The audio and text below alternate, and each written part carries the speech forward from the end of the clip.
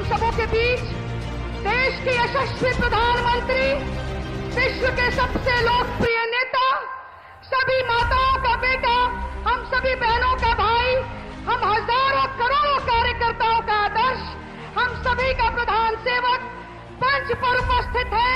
एक बार अपने जगह पर खड़े होकर जोरदार तालियों से उनका स्वागत करें। तालियां दूर तक जानी चाहिए। अपने स्थान पर खड़े हो जाएं। ये तालियां दूर तक जानी चाहिए। चंपारण की आवाज है। फिर से बोलिए, नरेंद्र मोदी जिंदाबाद, नरेंद्र मोदी जिंदाबाद। देश का नेता कैसा हो, देश का बेटा कैसा हो। इसी के साथ आज के इस कार्यक्रम की शुरुआत हम करेंगे। सबसे पहले हमारे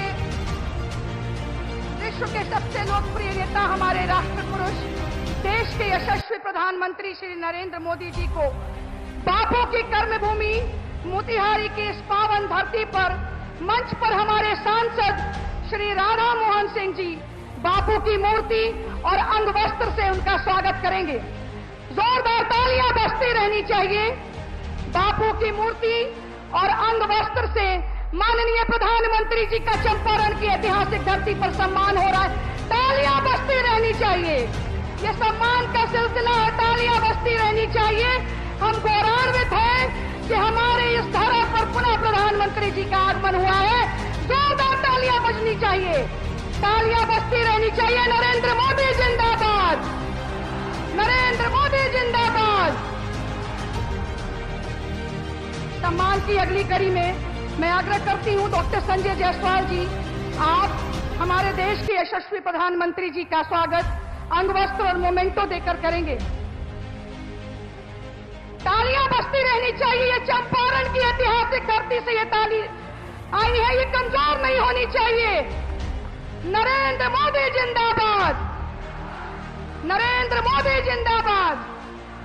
सम्मान की अगली कड़ी में शिवहर की सांसद प्रत्याशी श्रीमती लवली आनंद जी, माननीय श्रीमती लवली आनंद जी प्रतीक चिन्ह और अंग वस्त्र देकर हमारे प्रधानमंत्री जी का स्वागत कर रही हैं। जोरदार तालियां बजती रहनी चाहिए। स्वागत की अगली कड़ी में वाल्मीकि नगर के सांसद सह प्रत्याशी श्री सुनील कुमार जी हमारे माननीय प्रधानमंत्री जी का अंग वस्त्र देकर स्वागत कर रहे हैं। एक बार जोरदार तालियों से अभिनंदन करें। नरेंद्र मोदी जिंदाबाद। स्वागत की अगली कड़ी में जिले के अध्यक्ष श्री प्रकाश अस्थाना जी प्रधानमंत्री जी का स्वागत अंग वस्त्र और मोमेंटो देकर करेंगे। एक बार जोरदार तालियां बजनी चाहिए। नरेंद्र मोदी जिंदाबाद, नरेंद्र मोदी जिंदाबाद। अब मैं आग्रह करती हूं सम्मान की अगली कड़ी में सभी मंचासीन महिलाएं आप आगे आएंगी और राम काज कीन्हे बिनु मोहि कहा विश्राम, राम जी के प्रतीक चिन्ह को देकर मंच पर उपस्थित सभी महिलाएं हमारे प्रधानमंत्री जी का स्वागत कर रही है। ये नारी शक्ति की तरफ से ये स्वागत है। समस्त नारी शक्ति आदि आबादी देश के प्रधानमंत्री के लिए जिस तरह वो हमारे लिए संकल्पित है, देश की आधी आबादी भी प्रधानमंत्री जी के लिए उसी प्रकार संकल्पित है। एक बार जोरदार तालियों से अभिनंदन करें, स्वागत करें आधी आबादी की तरफ से। जो योजनाएं हमें मिल रही है, माताओं के आंसू पोंछने का काम देश के इस बेटे ने किया है। उज्ज्वला गैस कनेक्शन दिया है, हमें इज्जत घर दिया, हमें सम्मान दिया, हमें गरिमामयी जीवन प्रदान किया। और इतना ही नहीं, जब पॉलिसी मेकिंग की बात आई तो नारी शक्ति वंदन अधिनियम देने का अगर किसी ने काम किया तो प्रधानमंत्री जी ने किया। और मुसलमान बहनों को भी 3 तलाक से छुटकारा दिलाया। आज हमारे देश की आधी आबादी संकल्पित है हमारे प्रधानमंत्री जी के लिए, और ये संकल्प नया नहीं है, ये संकल्प नया नहीं है। इसके आगे मैं मंच पर बुलाना चाहूंगी, मंच पर उपस्थित हमारे सांसद महोदय श्री राधा मोहन सिंह जी, जिनकी कार्यशैली हम सब सीखते हैं, जिनकी कुशल संगठन शक्ति और संगठन पर जोरदार पकड़ हम लोगों के लिए सीखने का विषय है, अनुकरणीय है। ऐसे राधा मोहन जी जिन्होंने कभी किसी अपराधी और ना अपराध को हवा दी, राधा मोहन जी का जोरदार स्वागत करें चंपारण की। आज बापू की कर्मभूमि मोतिहारी में अपने बीच उपस्थित विश्व के यशस्वी नेता, राष्ट्र पुरुष,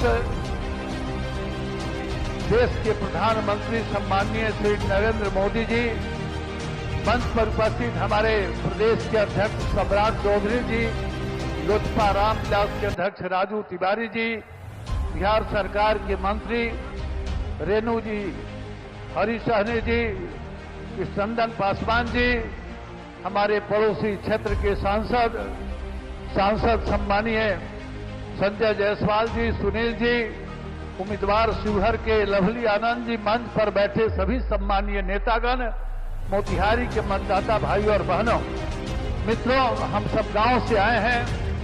हम सबके ध्यान में होगा कि गांव के मंदिर में हम एक पुजारी नियुक्त करते हैं और उस पुजारी का काम है मंदिर की साफ सफाई करना, लोगों की सेवा करना और प्रसाद वितरण। ये काम मंदिर के पुजारी का है जिसे आपने गांव में नियुक्त किया है। हमें भी आपने जहां नियुक्त किया है उस स्थान पर एक विलक्षण व्यक्तित्व बैठा हुआ है, एक महानायक बैठा है।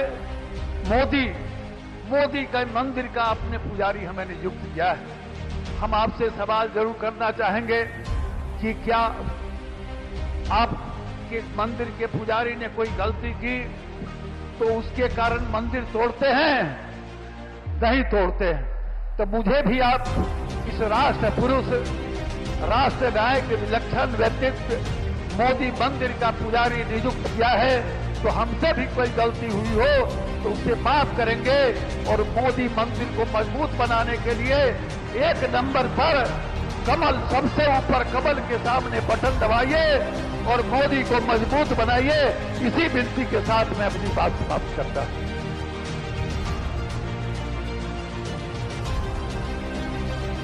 इसी के साथ मैं आग्रह करती हूं हमारे बिहार के यशस्वी डिप्टी सीएम सह प्रदेश अध्यक्ष श्री सम्राट चौधरी जी का जोरदार तालियों से स्वागत करें।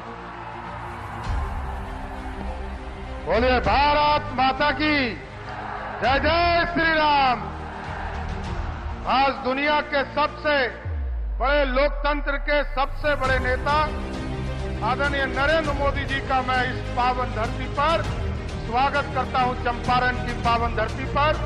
और इस मंच पर उपस्थित सभी हमारे जो उम्मीदवार हैं, आदरणीय राधा मोहन सिंह जी, आदरणीय डॉक्टर संजय जायसवाल जी, आदरणीय लवली आनंद जी, आदरणीय सुनील कुमार जी और इस सम्मानित मंच, मैं सिर्फ ये कहना चाहता हूं कि आपने 70 वर्षों के आजादी के बाद 2014 में जब देश के यशस्वी प्रधानमंत्री आदरणीय नरेंद्र मोदी जी को बनाया, साथियों, ये 10 देश बदल रहा है और देश मजबूती के साथ दुनिया में जिसका डंका बज रहा है। हम यही आग्रह करेंगे, जो कमिटमेंट पूरा आदरणीय प्रधानमंत्री जी ने किया है इस देश को विकास की ओर ले जाने का, देश को आगे गरीब कल्याण में आगे बढ़ाने का, हम यही आग्रह करेंगे आज चंपारण की पावन धरती पर कि एक एक वोट 25 तारीख को कमल छाप और तीर छाप के निशान पर देकर फिर से नरेंद्र मोदी की सरकार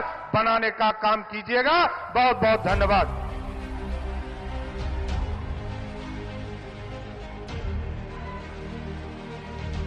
इसी के साथ हम सब जिसको सुनने के लिए बेचैन हैं, वसुधा का नेता कौन हुआ, भूखंड विजेता कौन हुआ, अतुलित यशक्रेता कौन हुआ, नवधर्म प्रणेता कौन हुआ, जिसने न कभी आराम किया, विघ्नों में रहकर काम किया, ऐसे देश के यशस्वी प्रधानमंत्री, विश्व के सबसे लोकप्रिय नेता जिसे हम सब सुनने के लिए बेचैन हैं। मैं आग्रह करती हूँ अपने देश के यशस्वी प्रधानमंत्री माननीय नरेंद्र भाई मोदी जी से आप आए और अपना मार्गदर्शन चंपारण की जनता के साथ करें।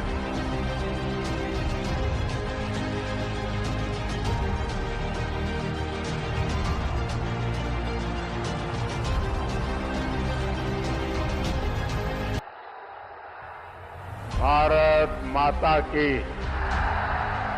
भारत माता की। रउआ लोगन के हमार प्रणाम पहुंचे।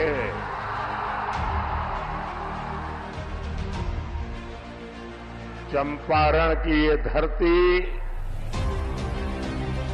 प्रेरणा की धरती है। आपका ये स्नेह,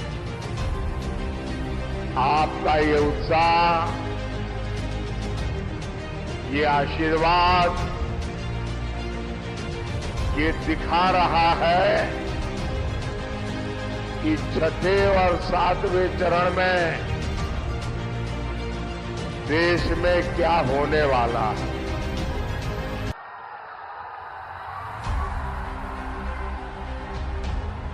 अभी कल ही पहले 5 चरण का चुनाव पूरा हुआ है।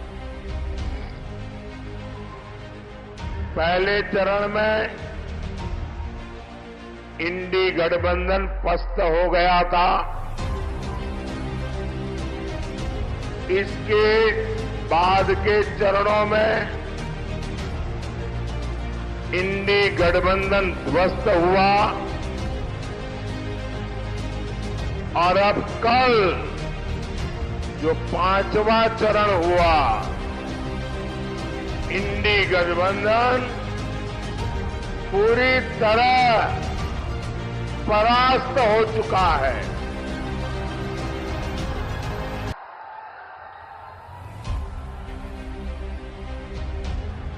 खुद को जनता का माई बाप समझने वाले इन्हें जनता ऐसी करारी हार देगी, ऐसी करारी हार देगी कि दुनिया देखती रह जाएगी।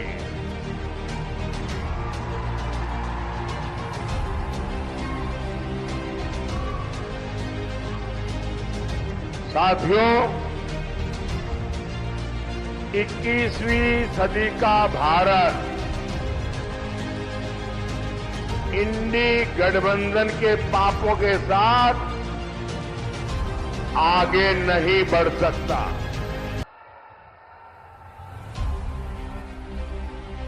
और इसलिए हर चुनाव में कांग्रेस, आरजेडी जैसे दलों पर जनता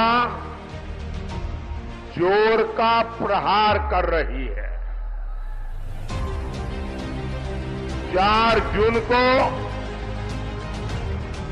इंडी वालों के इरादों पर सबसे बड़ा प्रहार होगा। ये प्रहार होगा देश में भ्रष्टाचार पर, ये प्रहार होगा तुष्टीकरण की राजनीति पर, ये प्रहार होगा टुकड़े टुकड़े गैंग पर, ये प्रहार होगा समाज को लड़ाने वाली गंदी सोच पर, ये प्रहार होगा सनातन को गाली देने वाली विकृत मानसिकता पर, ये प्रहार होगा अपराधी माफिया जंगल राज पर, ये प्रहार होगा महिला विरोधी मानसिकता पर। साथियों, यहां चंपारण में पूज्य बापू ने सत्याग्रह और स्वच्छाग्रह का प्रयोग किया था। आजादी के बाद इसी से प्रेरणा लेकर कांग्रेस को देश में सफाई के लिए आंदोलन करना चाहिए था। पूज्य बापू की स्वच्छता की जो अपेक्षा थी, देश में स्वच्छता एक संस्कार बनाकर बापू को सबसे बड़ी श्रद्धांजलि देने का उन लोगों को अवसर मिला था। लेकिन उन्होंने सत्ता में आने के पहले दिन ही बापू को पूरी तरह छोड़ दिया, बापू के विचारों को छोड़ दिया, बापू के आचारों को छोड़ दिया,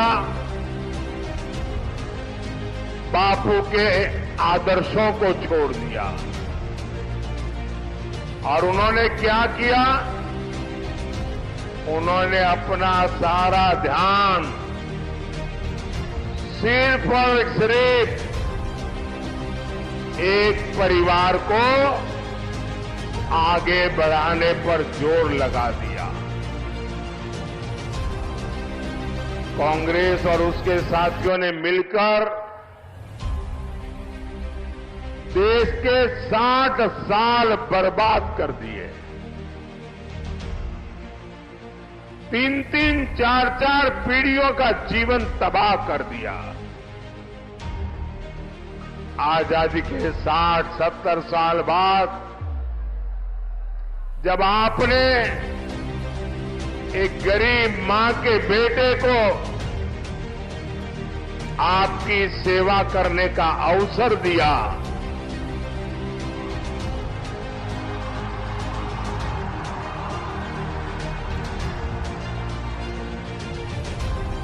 और 60-70 साल बाद जब मोदी आया, तब घर घर शौचालय पहुंचा।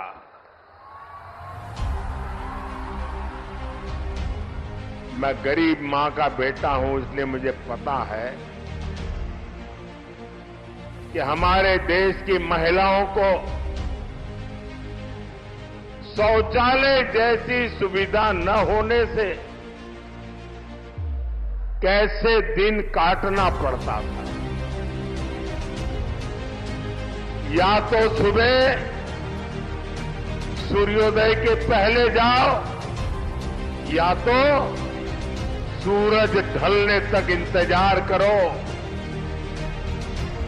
और इसके कारण मेरी माताओं बहनों के शरीर के स्वास्थ्य पर बहुत ही गंभीर परिणाम होते थे। लेकिन उनको शौचालय की जरूरत गरीब को क्यों है, शौचालय की जरूरत मेरी मां बहन को क्यों है, इसकी समझ तक नहीं थी भाई। आजादी के 60-70 बाद जब मोदी आया तो हर घर में बिजली पहुंची।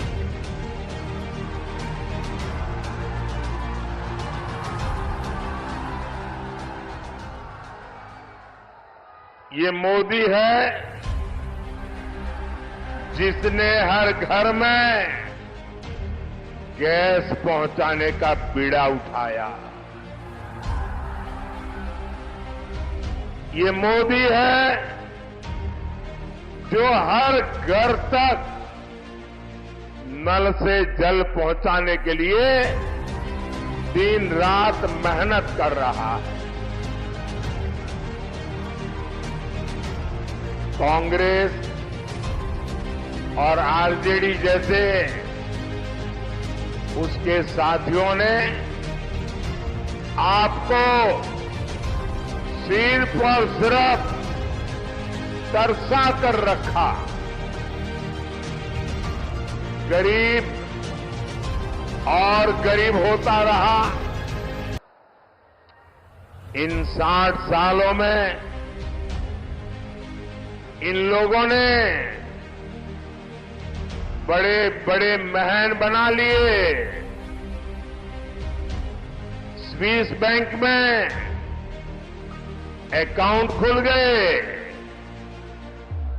आपके पास पेट भरने को अन्न नहीं था, लेकिन इन लोगों को तिजोरी में नोटों की गड्डियों, नोटों के पहाड़, उनकी अलमारियां नोटों से भरी रहती है। आपके बच्चों के पास पढ़ने के लिए स्कूल नहीं था, लेकिन इनके बच्चे विदेशों में जाकर पढ़ते रहे। गरीब परेशानी में था, मुश्किल में था, लेकिन इन्हें कोई फर्क नहीं पड़ता था। साथियों, देश में गरीब की पूछ तब शुरू हुई जब गरीब का ये बेटा प्रधान सेवक के रूप में आपकी सेवा में खपने लगा। पिछले 10 साल में मोदी का बहुत सारा समय पिछली सरकारों के गड्ढे भरने में निकला है। जो काम 10 वर्षों में हुआ है, अब उससे ज्यादा काम अगले 5 साल में होगा।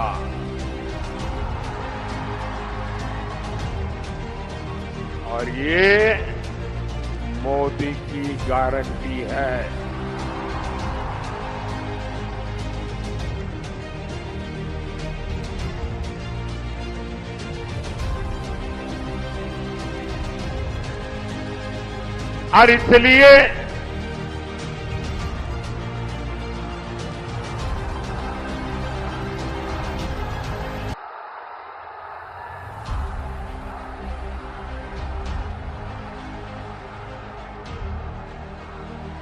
और इसलिए साथियों,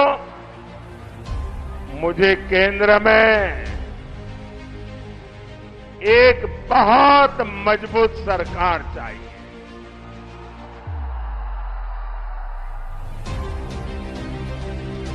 और मजबूत सरकार मोदी को, मोदी के परिवार को मजबूत बनाने के लिए नहीं, मजबूत सरकार आपके बच्चों के भविष्य के लिए।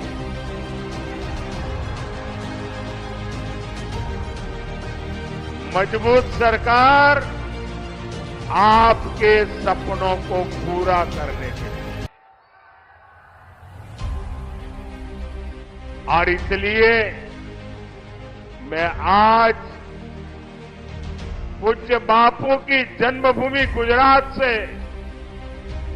पूज्य बापू की कर्मभूमि में आपसे आशीर्वाद मांगने आया हूं।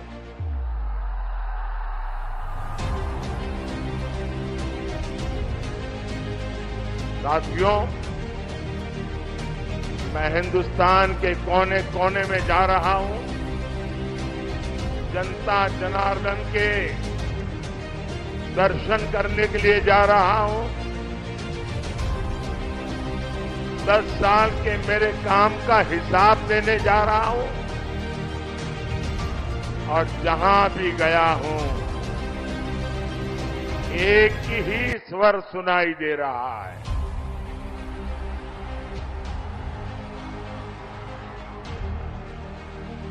एक ही मंत्र सुनाई दे रहा है।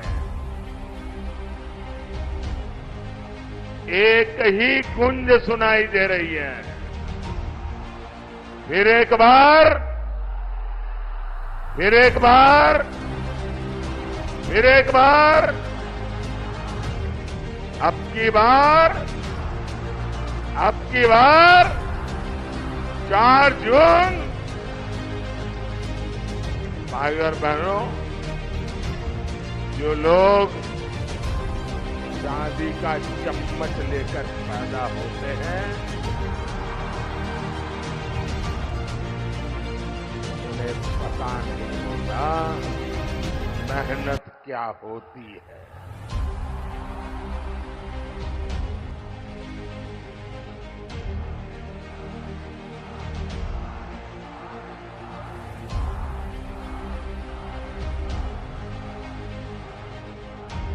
मैंने सुना है कि यहां कोई घूम घूम कर कह रहा है कि 4 जून के बाद मोदी को बेड रेस्ट होगा।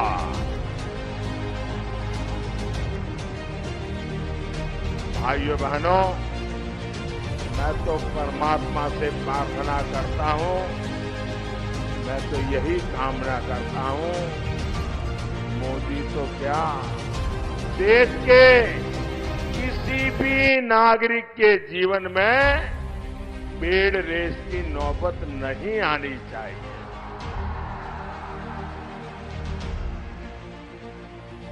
देश का हर नागरिक ऊर्जा से भरा हुआ हो, उत्सव भरी जिंदगी जीता हो, लेकिन जंगल राज के वारिस से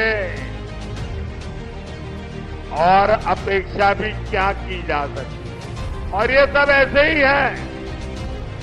आपने देखा होगा कांग्रेस वाले क्या कहते हैं, मोदी तेरी कब्र खुदेगी, मोदी तेरी कब्र खुदेगी। इनका एक काउंटर पार्ट है उत्तर प्रदेश में, और उत्तर प्रदेश का शहजादा क्या कहता है, अब मोदी के आखिरी दिन बनारस में, इसलिए उन्होंने बनारस में अंतिम गृह की व्यवस्था की है। साथियों, इस चुनाव में इन लोगों के पास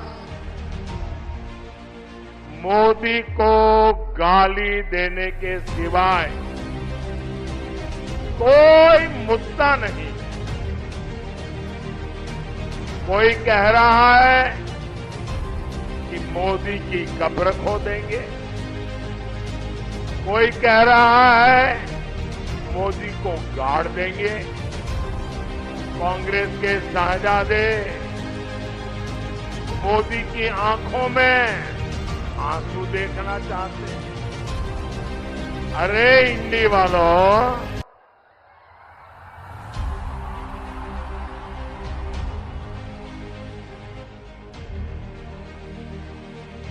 अपनी मनमानी से, आपकी इच्छा से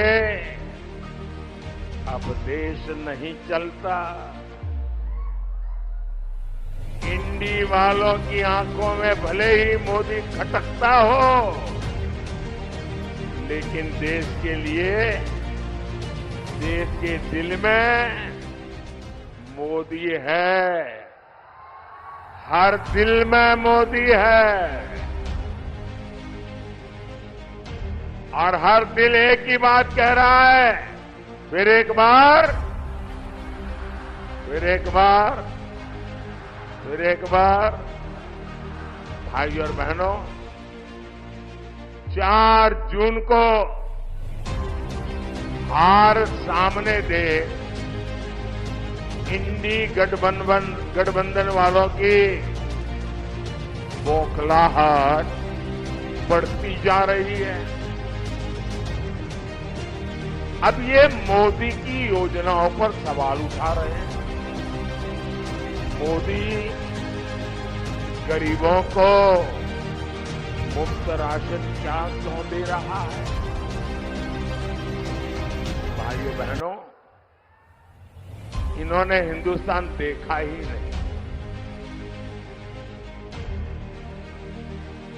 मैं हिंदुस्तान के अनेक जिलों में रात्रि मुकाम करके आया हूं। मैंने हिंदुस्तान का कोना कोना छाना हुआ है और मैंने तय किया है कि गरीब के घर का चूल्हा कभी बुझने नहीं दूंगा।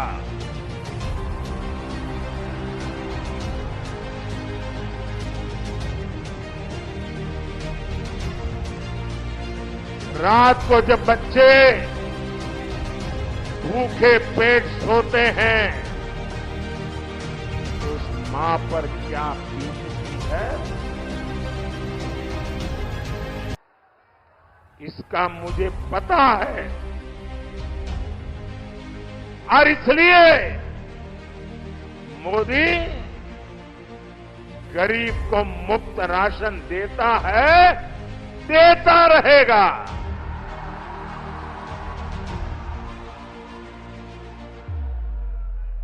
ये कहते हैं मोदी गरीब मां को पक्के घर क्यों दे रहा है, वो तो पीढ़ियों से ऐसे रहते ही थे भाई।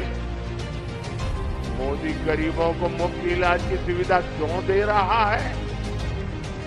भाइयों बहनों, मैं जानता हूं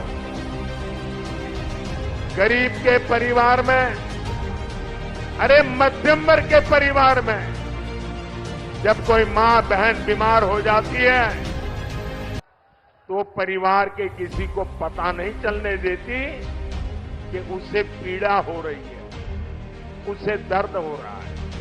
वो छिपाती है। क्यों? क्योंकि उसके मन में रहता है कि कहीं डॉक्टर के पास जाऊं और खर्चा बड़ा हो जाए और बच्चों पर कर्ज आ जाए तो मुझे ये नहीं करना है, मैं पीड़ा सह लूंगी, कुछ दिन में अपने आप ठीक हो जाएगा। और नहीं हुआ तो जिंदगी कितनी जीनी है। हमारे देश में माताएं बहनें बीमारी में दर्द सहती है, परिवार को भी बताती नहीं है। क्यों? क्योंकि कहीं बीमारी का खर्च बच्चों को कर्ज में डुबो न दे। मोदी हर मां की उस पीड़ा को जानता है। मोदी हर मां की उस भावना को समझता है और इसलिए मोदी ने तय किया कि अब मेरे देश की किसी मां बहन को दर्द छुपाने की जरूरत नहीं है। अस्पताल के बिल की चिंता मत करो मां, तुम्हारा एक बेटा दिल्ली में बैठा है।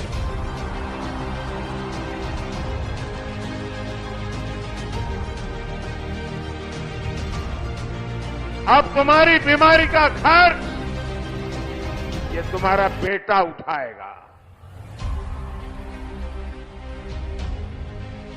अरे भाई, मोदी तो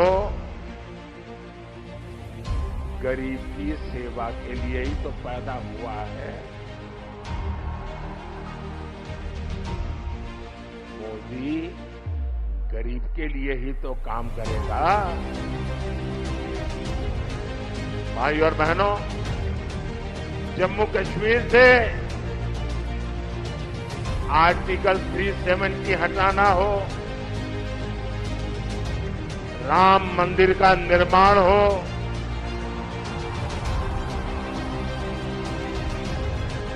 बोलो जय श्री राम।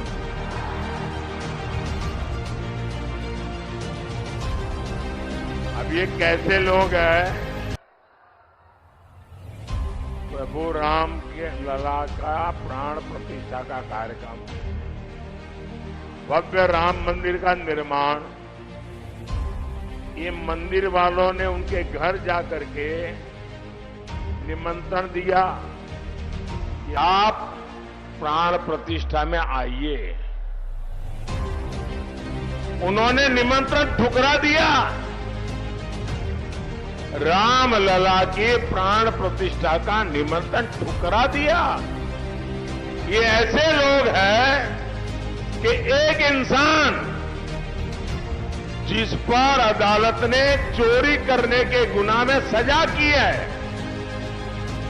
जो जेल काट रहा है, बीमारी के कारण घर आने का अवसर मिला है, उसके घर जाकर के बढ़िया बढ़िया खाना पका करके खाने की फुर्सत है, लेकिन रामलला के हाथ जाने की फुर्सत नहीं है।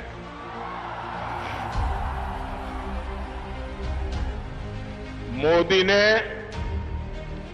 दशकों सदियों के मुद्दे खत्म किए हैं, समाधान दिए हैं। मोदी इन लोगों की तरह नहीं है जो गरीब के साथ विश्वासघात करे।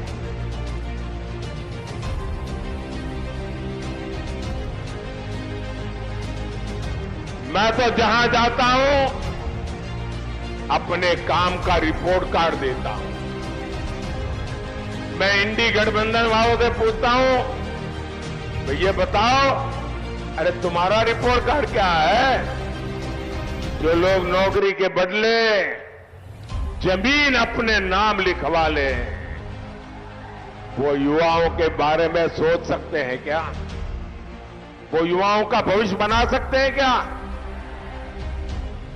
जिनके जंगल राज में सिर्फ बम बारूद और कट्टों का कारोबार फला फूला, जिनके जंगल राज में भूमाफियाई फले फूले, जिन्होंने बिहार को अपहरण और फिरौती की इंडस्ट्री दी, जो कभी बिहार बड़ा नहीं कर सकते। नीतीश जी ने जिस मेहनत से बिहार को उन सिक्कियों से बाहर निकाला है, वो बहुत सराहनीय है। आज हमारे मित्र सुशील मोदी जी हमारे बीच नहीं है। इतिहास जब अवलोकन करेगा तो नीतीश जी और सुशील जी का नाम जंगल राज को समाप्त करने वालों में गिना जाएगा। साथियों, बिहार ने दशकों तक पलायन का दौर देखा, लेकिन एनडीए सरकार के प्रयासों से अब पलायन रुक रहा है। बिहार के युवाओं को यहीं पर रोजगार के अवसर मिल रहे हैं। आप मुझे बताइए, चंपारण में केंद्रीय विश्वविद्यालय बना है, खेती के लिए रिसर्च सेंटर बना है, सरदार पटेल सहकारी प्रशिक्षण संस्थान बना है, सिलेंडर का प्लांट लगा है, इफ्को बाजार बने हैं। ये सब कुछ क्या अपने आप चल रहे हैं क्या? इनमें रोजगार नहीं मिला क्या? या इतना बड़ा डेयरी प्लांट बना है, इससे हजारों पशुपालकों, माताओं बहनों की आय बढ़ी है, इसमें किसी को रोजगार नहीं मिला है क्या? ये जो पुल बन रहे हैं, हाईवे बन रहे हैं, रेलवे स्टेशन आधुनिक हो रहे हैं, ये बिना किसी को रोजगार दिए बन रहे हैं क्या? क्या जादुई चिराग से बनते हैं क्या?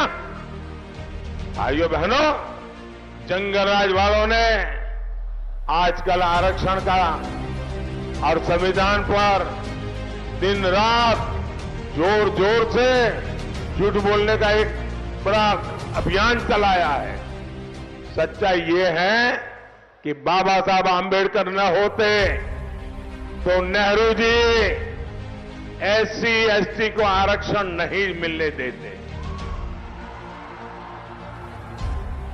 उन्होंने तो मुख्यमंत्रियों को चिट्ठी लिख करके विरोध किया था, नेहरू जी ने। नेहरू जी से लेकर राजीव गांधी तक इस परिवार के जितने प्रधानमंत्री हुए, सबने ओबीसी आरक्षण का विरोध किया। कांग्रेस ने गरीब, एससी, एसटी, ओबीसी, महिला का हर किसी को धोखा दिया। इसलिए आज सिर्फ एक ही वोट बैंक उनके पास बचा है। अब इस वोट बैंक को खुश करने के लिए एससी, एसटी, ओबीसी का आरक्षण धर्म के आधार पर आपसे छीन करके वोट जिहाद वालों को देना चाहते हैं। संविधान क्योंकि इसकी इजाजत नहीं देता, इसलिए ये संविधान बदलना चाहते हैं। साथियों, मोदी का ट्रैक रिकॉर्ड आपके सामने है। 10 साल में करीब करीब 400 संशोधनों का समर्थन हमारे साथ रहा है। मोदी ने इसका उपयोग गरीब, दलित, पिछड़े, वंचित उन्हें सशक्त करने के लिए किया है। एनडीए ने पहले दलित बेटे को और फिर हमारे देश की आदिवासी बेटी को संविधान का सर्वोच्च पद राष्ट्रपति पद पर बिठाया। हमारी सरकार है जिसने पिछड़ा वर्ग आयोग को संवैधानिक दर्जा दिया। पहले केंद्रीय विद्यालय, नवोदय विद्यालय और सैनिक स्कूलों में ओबीसी आरक्षण नहीं था। मोदी सरकार ने ही आरक्षण लागू किया। मेडिकल पढ़ाई में भी केंद्रीय कोटे में पहली बार ओबीसी आरक्षण हमने लागू किया। एससी, एसटी, ओबीसी का हित अगर कहीं सबसे ज्यादा सुरक्षित है तो बीजेपी में है, एनडीए में है। साथियों, सामाजिक न्याय की ऐसी हर गारंटी को पूरा करने के लिए आपको केंद्र में मोदी की मजबूत सरकार बनानी। घर घर जाएंगे, घर घर जाएंगे, ज्यादा से ज्यादा मतदान कराएंगे, हर पोलिंग बूथ जीतेंगे। देखिए, पूर्वी चंपारण से श्रीमान राधा मोहन जी, पश्चिमी चंपारण से संजय जायसवाल जी, वाल्मीकि नगर से सुनील कुमार जी, शिवहर से बहन लवली आनंद जी को भारी मतों से विजयी बनाना है। मेरा एक और काम करिएगा, करेंगे? जरा हाथ ऊपर करके बताइए, करेंगे? ऐसे नहीं, पूरी ताकत से बताइए, करेंगे? यहां से जाने के बाद ज्यादा से ज्यादा घरों में जाइए, ज्यादा से ज्यादा परिवार में जाइए और जाकर के कहिएगा कि मोदी जी आए थे, मोदी जी ने परिवार के सबको राम राम कहा है। मेरा राम राम कह दोगे? हर घर में मेरा राम राम पहुंचा दोगे? बोलिए भारत माता की, भारत माता की, भारत माता की। बहुत बहुत धन्यवाद।